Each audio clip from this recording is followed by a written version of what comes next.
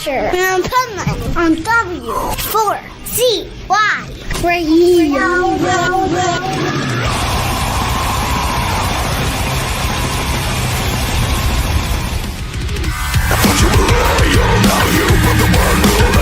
Just like a fool, you took my trust and you better lies, and now I see right through the fake tears in your eyes.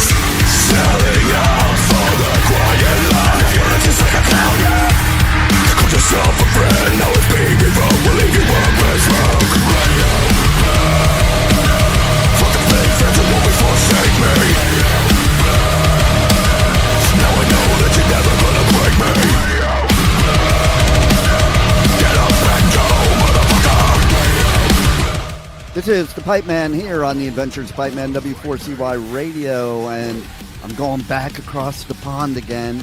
I might, people said I should just move over that way because I'm so involved in the scene there, and I can tell you too that, I don't know, in this day and age with all the shit that's going on, I like it, and I feel more free and safe over there on that side of the pond than I do on this side of the pond.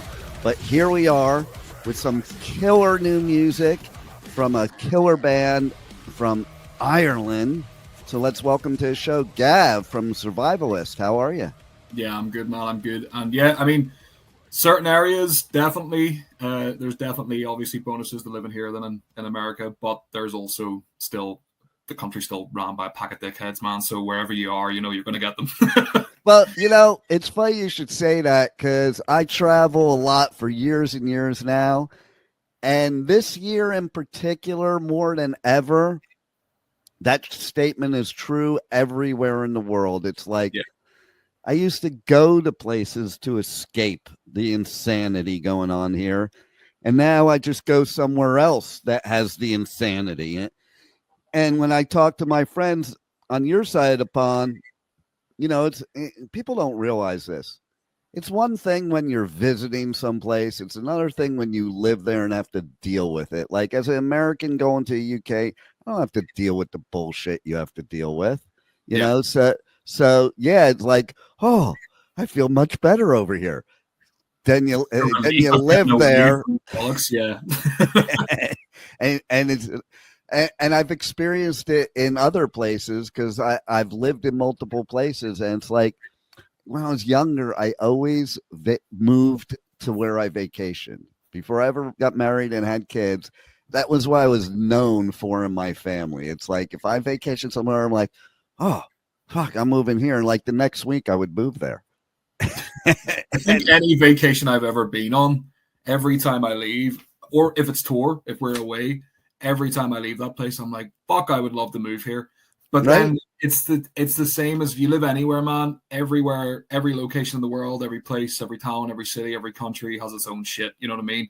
No doubt. You're just kind of desensitized to that because you're there on holiday and you only see the nice touristy bits, but you're not living there every day dealing with taxes and dealing with getting shafted by the man. Totally. Well, here's a perfect example. Okay, my son is in the Army. My daughter-in-law, her ex-husband was in the Army. Both were stationed in Germany. My son lived off base. He didn't want to live on base, so he lived as if he was amongst the Germans, not on an American military base. Okay. My daughter, on the other hand, she lived on the military base. She loved Germany. She wants to still live there now. She thought it was the greatest place on earth. My son, not so much. What's the difference? She was living in Germany, but in America, in Germany, when you're living on the base. Yeah, she's not dealing with the actual day-to-day.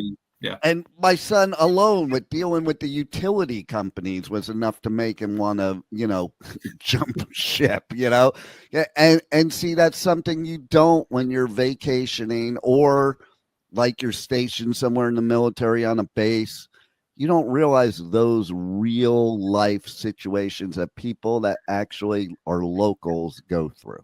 Yeah, no, I agree. And it's the same with where we are situated now, obviously. I like where I live. I like Ireland. I like Belfast. We're actually just outside Belfast. So the majority of the band, 3 out of 4 of us live in a place called Bangor, which is about 15 miles out. But we we typically play all of our shows in Belfast whenever it comes to Northern Ireland. So Belfast is our home city. It's where the majority of our fan base is. It's where the majority of our family are. You know what I mean? So, yeah. But I love living here. I love the majority of the aspects of living here. And in comparison to other countries in the world, we're very fortunate. And especially with the state of the world, Ukraine, Palestine, all those countries that are just getting invaded and shit's hitting the fan all around the world. We're very fortunate to where we are. But yeah, it still comes with its drawbacks. There's still government, there's still politicians in power that just shouldn't be there. There's still parties in power that shouldn't be there. There's still, the everyday man, taxes are still fucking going up every single fucking day. People are still paying out of their assholes for absolutely fuck all.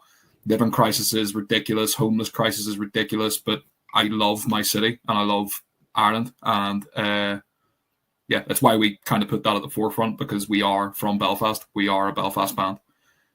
And I love hearing that too. And, you kind of reminded me of, like, I'm originally from New York and New Jersey, and I was born in New York, grew up in Jersey. I love New York City, and I love to leave New York City. Like, I love living just outside the city. And that's what I was thinking of when you're talking about you live just outside Belfast. It's like, yeah, to me, the city is home, but I like living just outside the city where I can escape it. Yeah. Type of thing. And I think we're very fortunate as well to be part of the community that we're part of. Obviously, being part of the alternative community and the metal community and rock and all of that kind of music that we're into. A lot of people there are a lot more open-minded, a lot more understanding. Don't get me wrong, you still get dickheads, like, but they're everywhere. It's everywhere, you know what I mean? But like, the majority of the people are a lot more open-minded. They're more willing to have a conversation. They're more willing to hear a view. They're more willing to step back and separate themselves from a situation and actually listen to people speak. I'm a big believer in that. Okay, so listen, you have to really talk to people to get where their head's at. And, in this country, we have that problem right now. Nobody can talk to each other because, God forbid, you don't agree exactly with what they're saying. Then the name calling, the attacking, and all that starts. But the bottom line is, do you know what their reasons are? Sometimes there are good reasons, like, even with our, politics here, sometimes people vote for people they don't really want to vote for or don't like, but because it may affect their career, and so they have to vote a certain way so that they can protect their livelihood and their family and all that. Yeah, which is crazy. And then these people are called out by the public because they've been, they've seen that they're supporting certain parties or certain individuals. And then these people get called out and then they have their careers cancelled, when that's the culture that we live in now. Right. You can't have an opinion. You can't have something that affects your life. It's ridiculous. We should have your opinion from the start. That's the key. Have your opinion from the very beginning. If you have your opinions and your views locked in before you start growing your community and start growing the people that are surrounding you, you can't fail. You know what I mean? Exactly. Because the people that are going to follow you and support you are going to be people that follow and support your views and opinions. And totally. And that's what I love about the metal community, because there are no outsiders. And, we don't have to think the same. We don't have to do anything, look the same, anything the same. But we communicate with each other, and we're one big family that everybody's entitled to be themselves. It's super inclusive. And it's even down to fashion, dress sense, music, everything. Any way you want to express yourself as a person. The metal scene, the metal community, hardcore as well is exactly the same. Hardcore scene, hardcore community, all those guys. There's just that inclusivity that's not there in other music genres. It's not there. I think the only other music genre, like sort of outside that and outside those sort of alternative spans that I've seen a lot of this in is hip hop. There's a lot of real togetherness in hip hop, especially like the underground hip hop scenes, which are sort of exploding in Ireland at the moment, which is class. So I think that it's good to be part of this, and it's good to be in a band that are kind of, we float between genres. We're not stuck. We don't railroad ourselves and call ourselves a metal band. We've been calling ourselves for a while Groovecore because it's the yeah, I saw that. I was like, that's pretty cool. Yeah, Groovecore is probably the like it started as a joke within the band. Like it was us just saying, ironically, it was never supposed to be a real thing. But in terms of like actual genre shifting, it's probably the thing that personifies us the most because we've got the core stuff from deathcore, hardcore, metalcore that we have in there as well. But then there's also a lot of groove. There's a lot of heavy influence from groove metal bands, especially everybody in the band is a Pantera fan. And this I was going to say right from the beginning, that's to me, that's the groove part of your band. Is the influence from Pantera stuff. And this then falls back to what we were talking about earlier. People like following certain individuals. Phil Anselmo was a bit of a douchebag, isn't he? But like, I love Pantera. I always fucking will, man. They'll always be one of my favorite bands. Phil's done some stupid shit in the past, but that's not going to stop me from liking their music. Well, you know what? I'm glad you brought that up because, you know, a lot of people make mistakes, say stupid shit, or what they say gets misconstrued, or what they do gets misconstrued. I know Phil personally, and I'm a Jew. So by what I'm walking my talk. By the way the world is right now, I wouldn't like him just because I'm a Jew because of the fucking rumors or stupid shit. He's the nicest guy, man. And like, he doesn't, like, he got a bad rap with being just stupid. And, you know, when you're doing drugs and drinking. And this is it as well. I think some of it was just fucking stupidity. Some of it was stupidity. Some of it was too much fucking booze. But well, that's what I'm saying. When you're drunk or on drugs, you do stupid shit that you don't even know you're fucking doing. And yeah, you can't sit there and blame it on that because you made the choice to do it. But, you know, sit down and communicate with somebody and find out what really happened instead of like assuming.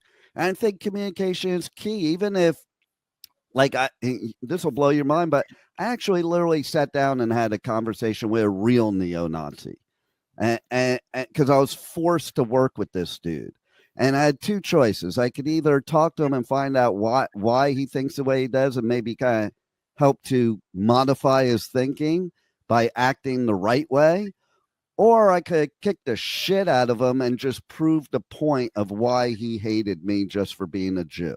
There was a clear third option there. You could have done both. That's true too. Out of him and educated him.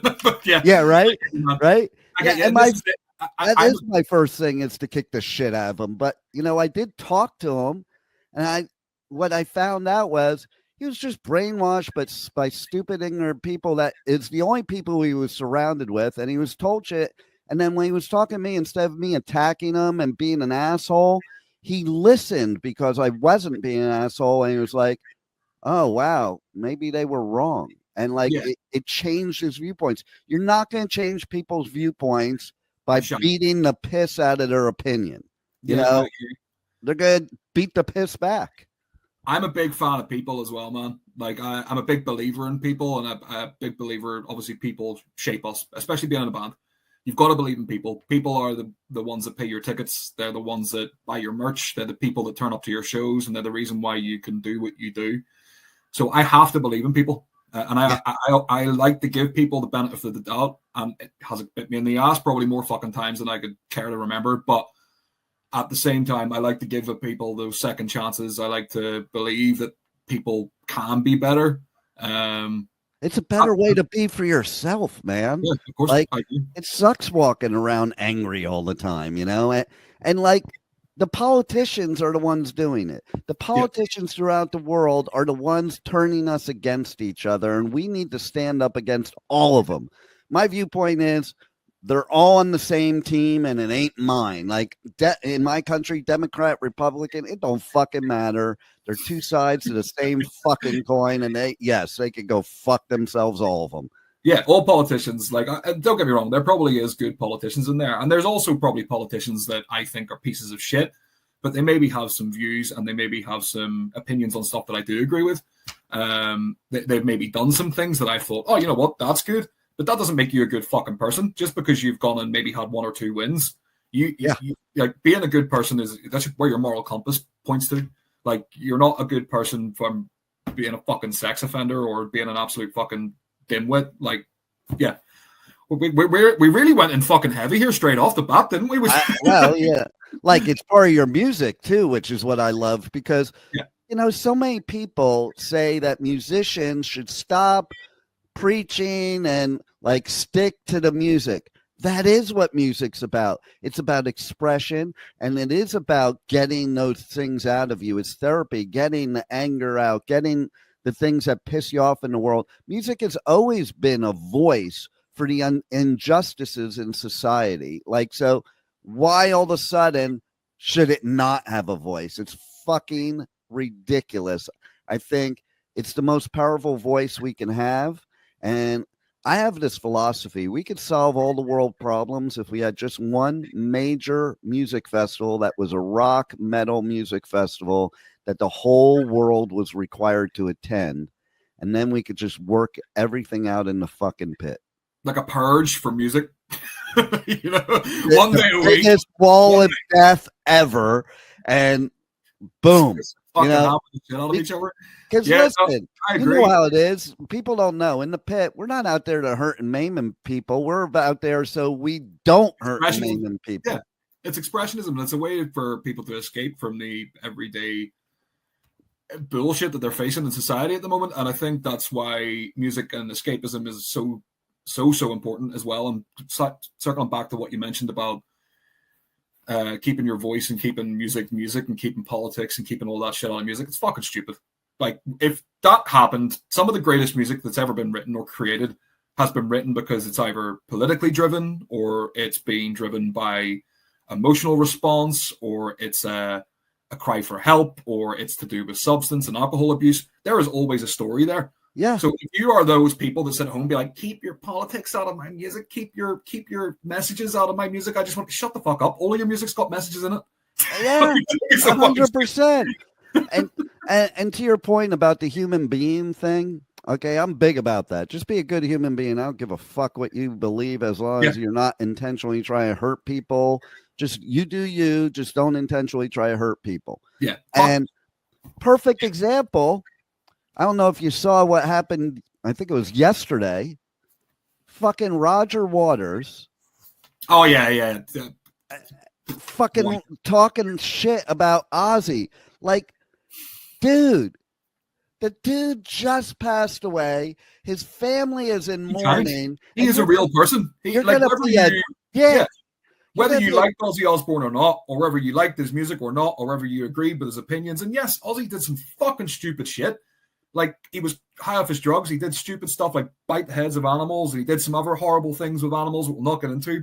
But I loved Ozzy Osbourne. I loved Ozzy growing up. He influenced me as a musician. He influenced metal as a music. He influenced every single person that is in this genre.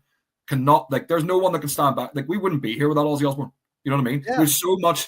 Whether you dislike the guy, you have so much to be grateful for. Ozzy Osbourne. At the end of the day, all that bad shit he did, he ended up a good human being. At the end of the day, you know, and people change. People fucking change. People exactly. We stop taking drugs. People stop fucking drinking all the time. People try to change their ways. But this is the society that we live in now, man. You don't get that second chance anymore. You make one mistake and you're fucking out the door. You know what I mean? Like, it's not. We're humans. We are creatures of chaos. We're creatures of emotion. We have anger, we have sadness, we have hate, we have animosity, we have everything within inside us, and every single person that's on this planet has that.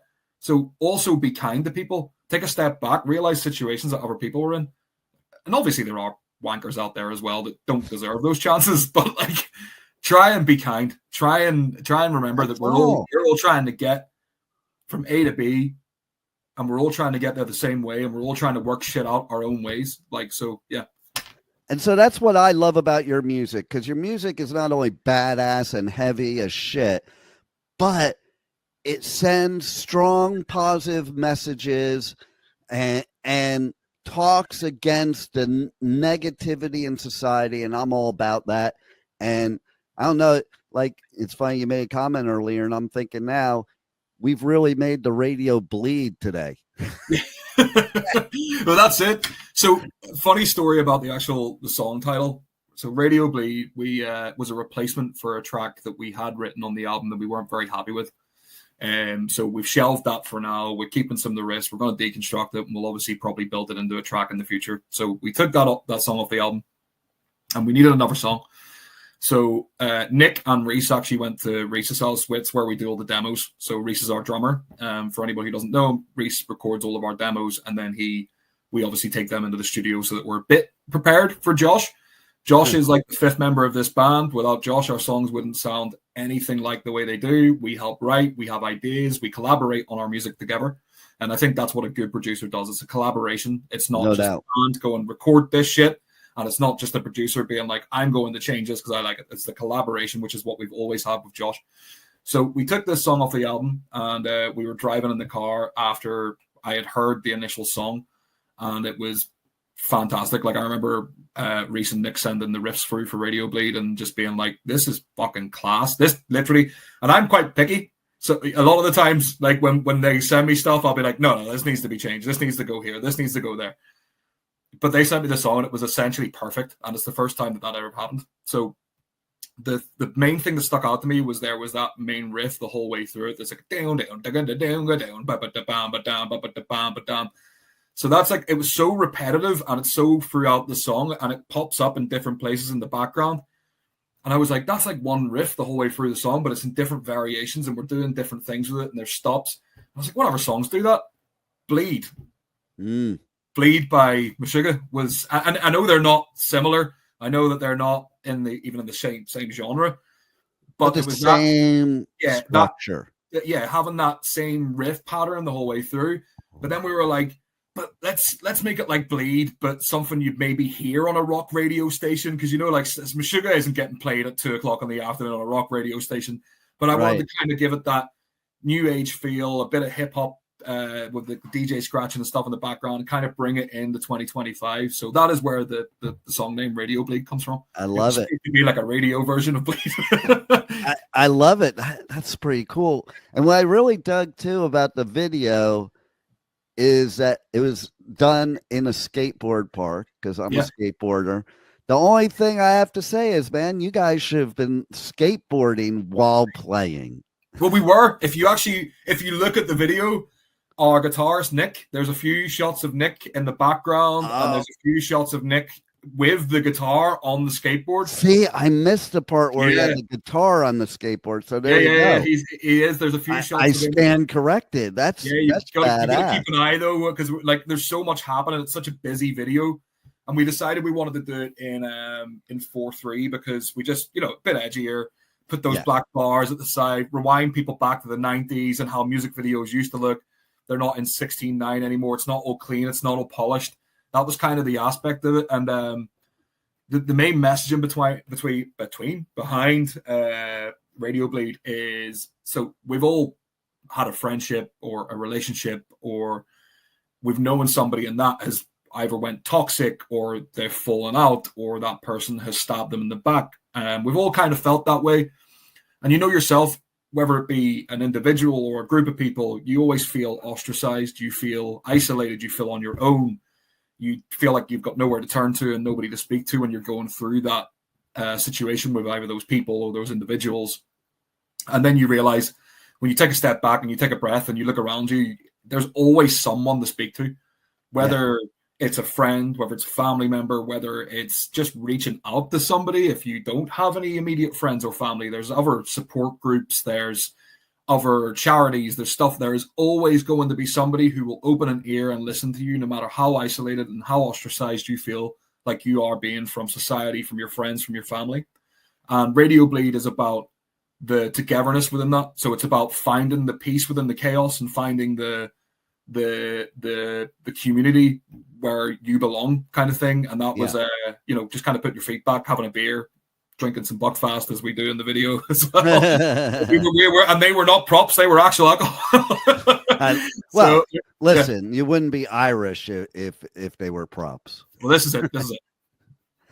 And what's cool too is, as you were talking about the old school 90s thing, I was thinking about it. I'm like, not the music itself, but the video gives me like reminders of old suicidal videos.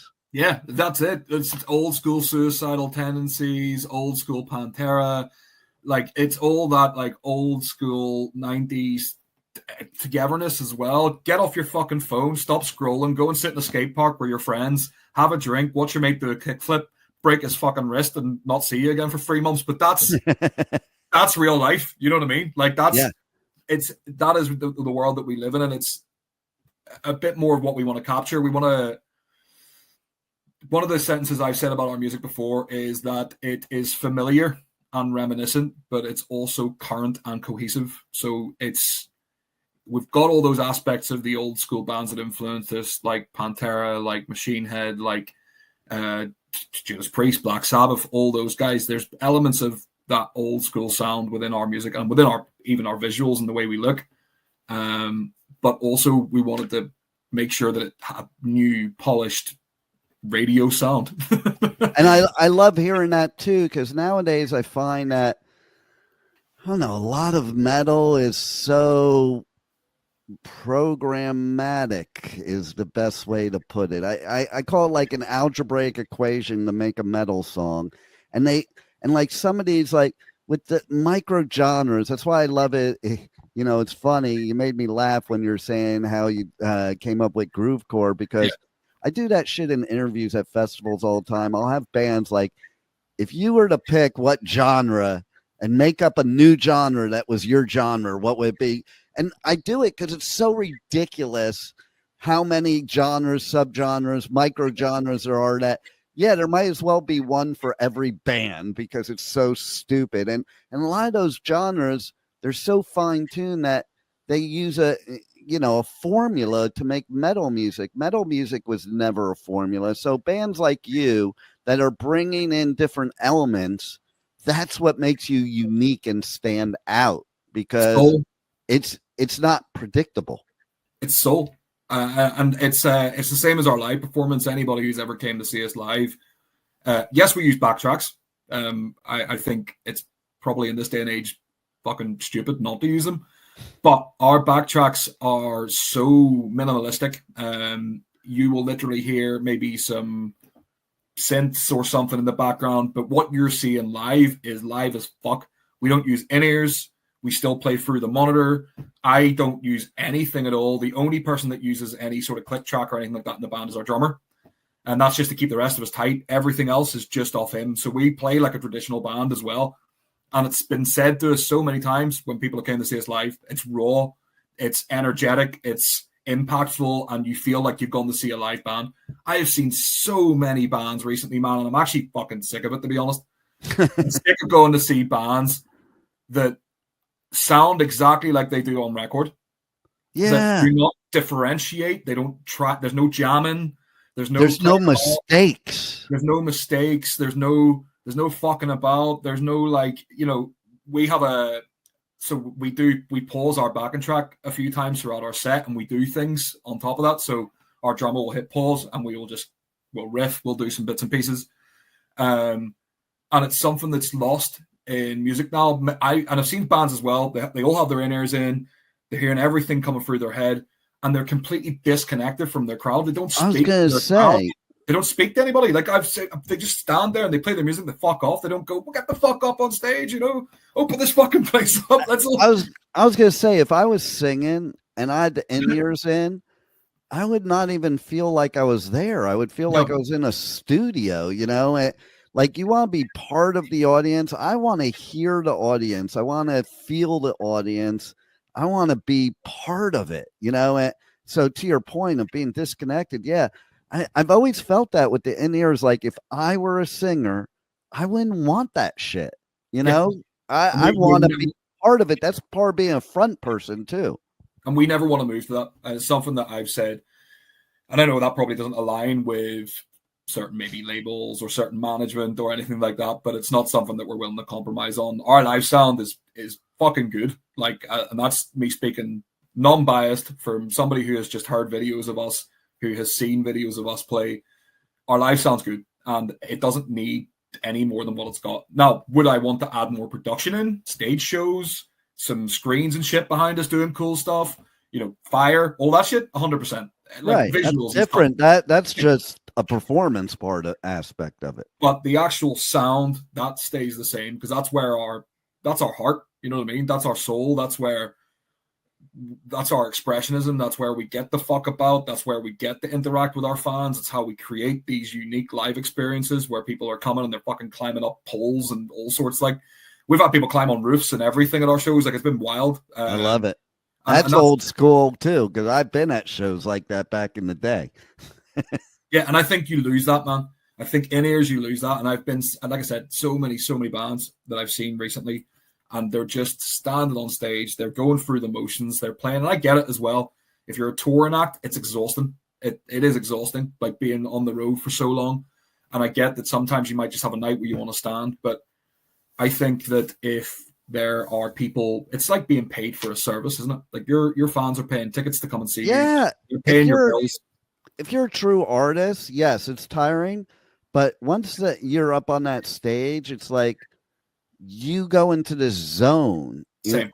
Like even me, times when I'm sick, as soon as I turn on the mic, I'm not sick. I don't allow myself to be in my head. As soon as the mic's off, then I can fucking die. That's the way I look at it. Okay. And that anybody that has passion for what they do, that is how it is. Like, you know, you're in this zone, you're up on stage, and yeah, you may be tired as fuck, but the real artists give it everything they have and leave it all on the stage. Yeah, and it's something that I'll say about my boys as well. And not to just to inflate my own ego here, but like, obviously, Reese sits behind the kit. Reese is behind the kit. He stands up every now and again. He'll give a bit of a shout to the crowd and put his hands up and shit, but he's behind the kit. And then you've got Nick, who is fucking crazy. Like, Nick is climbing over the crowd. Nick is in the crowd. Like, every single show we play, that boy is in the crowd with a circle pit or some shit going around him. Lee is the same. Lee gets off stage a bit, but Lee is the difference between Lee and Nick is Lee's a classically trained musician. Lee has a master's in music, which he never talks about, by the way. Fucking time. But Lee is classically trained, and when you watch Lee play, he plays a 6-string bass. We match our 6-string guitar with a 6-string bass, and Lee is like just fucking doing loads of mad slapping shit, and he's doing loads of like crazy, almost Tosin Abasi sort of style stuff, but on bass. And it's the difference between them two. Lee's effort and energy goes into his precision, whereas Nick's effort and energy goes into giving a good stage show alongside me. So we've got a really nice balance.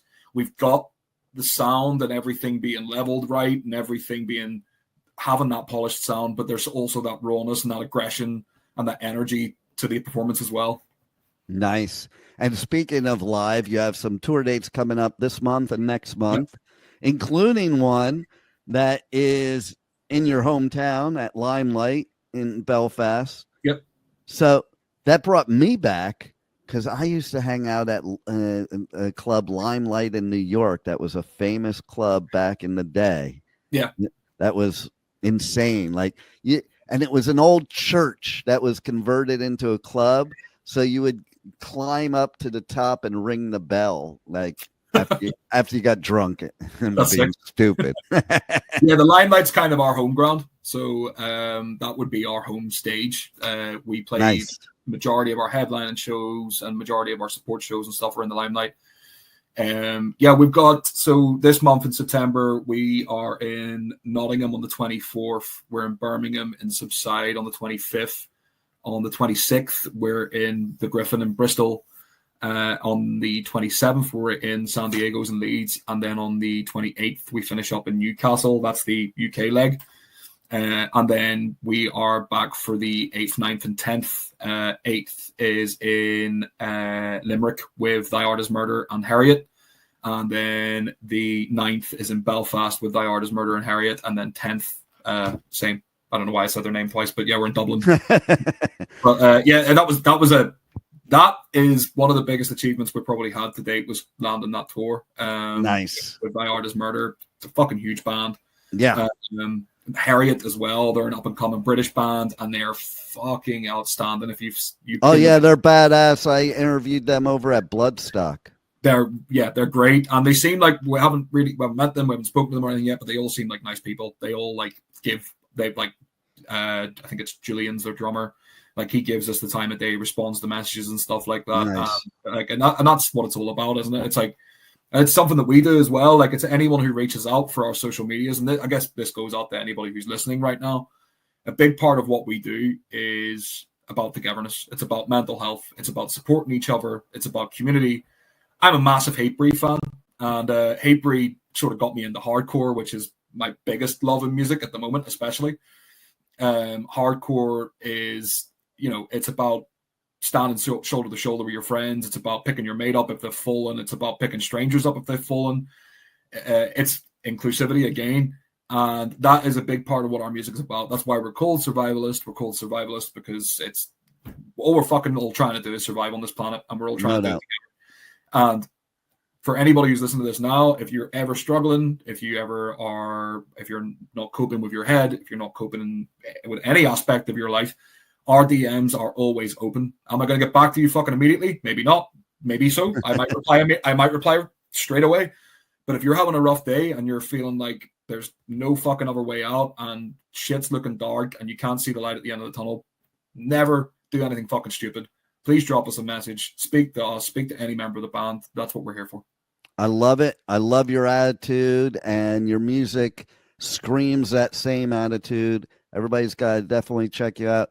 Where tell everybody where they can connect to you guys on socials, where they can check out your new music, merch, all that good stuff. Yeah, of course. So we're a metal band. We're not a YouTuber, so we we know how difficult it is to grow YouTube. So we typically use other channels for our videos. Channels like Slam Worldwide. You can find our music on. You can find our music on the Circle Pit TV as well for YouTube, and then our older singles are still on our channel as well. And then we'll maybe upload them in the future at some point once we finish the album cycle on our channel, so they're easier to find for everyone. But for our Instagram is right here, and I did this just before this call. And as I said, the Pipe Man, I said I'm doing this so that I don't have to shamelessly self-promote us, but here the fuck I am. We're at survivalist.gc.groovecore. You can find us on that handle for anything. We're on TikTok, we're on Facebook, we're on Linktree, we're in your mom's DMs, we're fucking everywhere. I love it. Well, you guys are badass. Everybody needs to check you out, and look forward to seeing a lot more from you. Fucking have a blast on that tour too. And yeah, man, it's gonna be fucking sick. Yeah. And thanks for being on the Adventures of Pipe Man. Yeah, thanks everybody for listening, and thanks very much for having us. Thank you for listening to the Adventures of Pipe Man on W4CY Radio.